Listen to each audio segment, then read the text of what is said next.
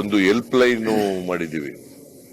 ಆ help line number 94 813 59800 94813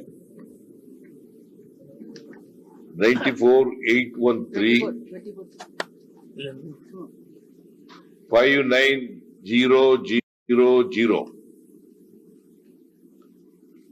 ಆಮೇಲೆ 24/7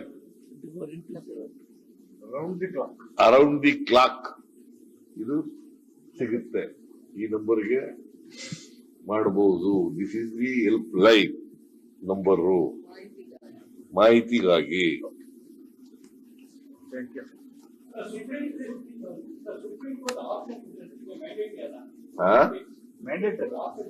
mandatory ಅವ್ರು ಏನ್ ಹೇಳಿದಾರೆ ಅಲ್ಲಿ ಸುಪ್ರೀಂ ಕೋರ್ಟ್ ನಲ್ಲಿ ಎಂಪೆರಿಕಲ್ ಡಾಟಾ ಮಾಡಬೇಕು ಅಂತ ಹೇಳಿದ್ದಾರೆ ಸುಪ್ರೀಂ ಕೋರ್ಟ್ ಡಿಸಿಷನ್ ನಲ್ಲಿ.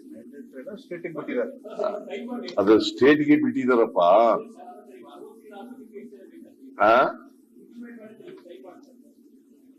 ಟೈಮ್ 60 ದಿನ ಕೊಟ್ಟಿದೀವಿ. 60 ದಿನದೊಳಗಡೆ ಈ ಸರ್ವೆ ಮಾಡಿ ಪರಿಶಿಷ್ಟ ಜಾತಿಯವರ ಸರ್ವೆ ಮಾಡಿ ಎಂಪೆರಿಕಲ್ ಡಾಟಾ ಕೊಟ್ಟ ಮೇಲೆ ನಾವು ಅದನ್ನ ಯಾವ ರೀತಿ ಮಾಡ್ಬೇಕು ಅಂತ ಹೇಳಿದೀನಿ. ಎಲ್ಲ ಮೂರು ಹಂತದಲ್ಲಿ ಮಾಡ್ತಾರೆ. ಒಂದು 5ರಿಂದ 17, ಆಮೇಲೆ 19ರಿಂದ 21, ಆಮೇಲೆ 19ರಿಂದ 23.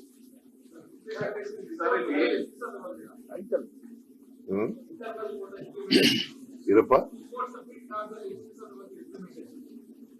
ಅವ್ರು ಶಿಫಾರಸ್ ಮಾಡ್ತಾರೆ. ನಾಗಮೋಹನ್ ದಾಸ್ ಅವರು ಆಯೋಗ ಅವ್ರೇನ್ ಡಿಲೇ ಮಾಡಲ್ಲ.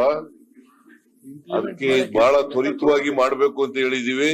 ಮತ್ತೆ ಟೈಮ್ ಬೌಂಡ್ ಆಗಿ ಮಾಡ್ಬೇಕು ಅಂತ ಹೇಳಿದೀವಿ. ಟೈಮ್ ಬೌಂಡ್ ಆಗಿ ಕೊಡ್ತಾರೆ.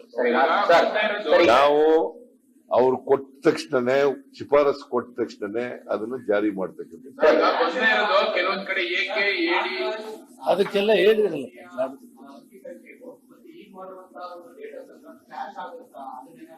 ಯಾವುದಕ್ಕೆ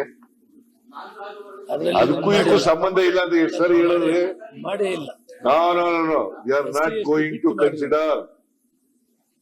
V consider only Nagamohan Das ಅವರ ಇದು ಬರೀ ಎಸ್ಸಿಗಳು ಮಾತ್ರ ಮಾಡೋದು. Okay, thank you. ಒಂದೇ ಇರೋದು ಕೆಲವೊಂದ್ ಕಡೆ ಏಕೆ ಹೇಳಿ ಎಡಗೈ ಬಲಗೈ ಸೇರಿದ್ದಾರೆ ಅಂತ. ಆ ಗೊಂದಲ ಹೆಂಗ್ ನಿವಾರಿಸ್ತಾರೆ ಸರ್ ಈ ಸಮೀಕ್ಷೆ? ಈಗ ಒಂದೇ ಇರೋದು ಕೆಲವೊಂದ್ ಕಡೆ ಏಕೆನ ಎಡಗೈಗೂ ಸೇರಿದ್ದಾರೆ ಬಲಗೈಗೂ ಸೇರಿದ್ದಾರೆ. ಅದೇಪ್ಪ, ಆದಿ ದ್ರಾವಿಡ, ಆದಿ ಕರ್ನಾಟಕ ಮತ್ತೆ ಆದಿ ಆಂಧ್ರ ಅಂತಕ್ಕಂಥವ್ರು ಇವ್ರು ಹೇಳ್ಕೊತಾರೆ, ಅವ್ರು ಹೇಳ್ಕೊತಾರೆ. ಎಡಗೈನವರು ಹೇಳ್ಕೊತಾರೆ, ಬಲಗೈನವರು ಹೇಳ್ಕೊತಾರೆ. ಅದಕ್ಕೆ ಆ ಮೂಲ, ಅವರ ಮೂಲ ಜಾತಿ ಯಾವುದು, ಎಡಗೈನ ಬಲಗೈನ ಅಂತಕ್ಕಂಥದ್ದು ಗೊತ್ತಾಗಲ್ಲ.